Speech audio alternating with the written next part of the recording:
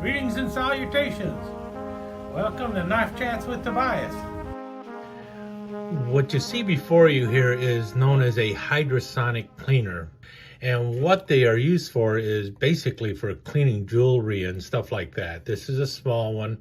And what it is you basically put some water in it, turn it on, and then it vibrates, and and what it'll do is it'll shake crap off your jewelry and stuff. However, they're very popular, especially among Swiss Army knife collectors, for cleaning knives. And I've been watching Knife Delights do a couple videos where he does all of his cleaning. And then I also saw a recent video from Slick Slicers where he showed this Richards of Sheffield knife that was with the Spartan covers. Now he had the smaller version of this, the small penknife. But I saw this on eBay and it's like, wow, I gotta pick that up because I do like it. It's basically a 4-inch Barlow or maybe a boy's knife, whichever way you want to look at it. As you can see, this is farm fresh. This is straight off of eBay, and it's got clutter and crap in it and everything else. The action is not very good. And what I'm going to do is I'm going to give it a bath in the hydrosonic cleaner. And so I already filled it with water. And what I do is I fill it with hot water and put a couple drops of dishwashing liquid in there. And then I'm going to open the knife up partially because it will not fit all the way. I could have probably picked up a larger hydrosonic cleaner. And then I'm going to set it into the container. And as you will see, it is now just sitting in the container. And then what I normally do, obviously you close the lid. I put it up to the max, 480 seconds, and I turn it on. And you hear it start to hum. And we'll be back in a little bit. So this is basically where I start. This isn't where I finish. This is the beginning of cleaning the knife. Is getting it into the hydrosonic tank, breaking things loose. After that, then it's time to do some scraping and for the cleaning, lubricating, and so on and so forth. But let's see what it looks like now. And as you can see, the top is all fogged up. And now as we look inside, we see all sorts of crud in the bath. Remember, it began with clear water, but now it's all got crud in there and everything. And let's get the knife out. I could have used the bucket or the little thing to pull out the knife, but I might be putting it back in again. So we see here now the knife. Pivot is still a little slow on it, so that will probably come with a little lubricating. But I tell you what, it's tight. And the important thing though is we got all that crud out of there. So that's always a plus. So let's move on. Now, results may vary with the hydrosonic cleaner. And I tell you what, it's going to work better with carbon and stuff, getting a lot of rust out of there and everything. But no matter what, you're going to get some of the dirt and crud out of the joints and such. Now, this looks to be stainless. However, as you can see, there is some spots on the blade, which, well, stain less, not impervious to staining. So that might be something that will be able to come off with a little polishing compound. But like Knife Delights, I like to take and get some sandpaper inside the channel here and basically run it back and forth a little bit. And the knife is still wet. So wet with water, not with oil or anything.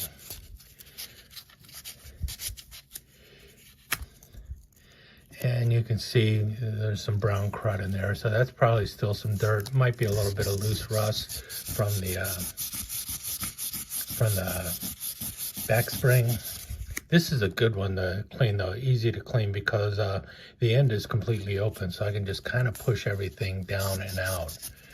And then once I've done that, the next thing I want to do is I want to try and dry the knife. So what I do, well, if I had a compressor, I'd use a compressor, but I don't have a compressor, so I'm going to use a can of compressed air.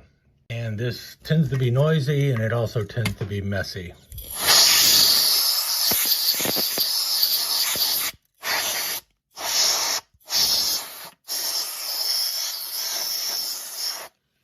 And it also gets cold.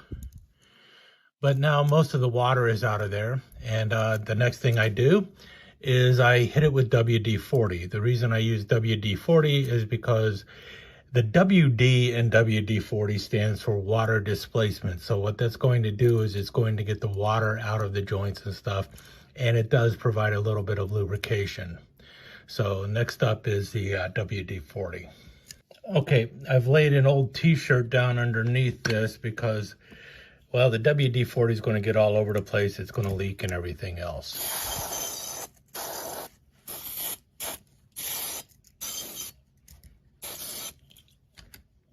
Not to mention it's just going to get in the air. The knife has a wonderful half stop going on. Remember, a half stop is a sign of quality. How many times did I hear that? A half stop is just a feature on a knife. It is not necessarily a sign of quality. We're talking about one of the least expensive knives that probably ever came out of Sheffield, England. These are, they've got the shell covers on there. They're made out of very cheap steel. Notice there is no brass or anything in here. The covers are all just snapped on there.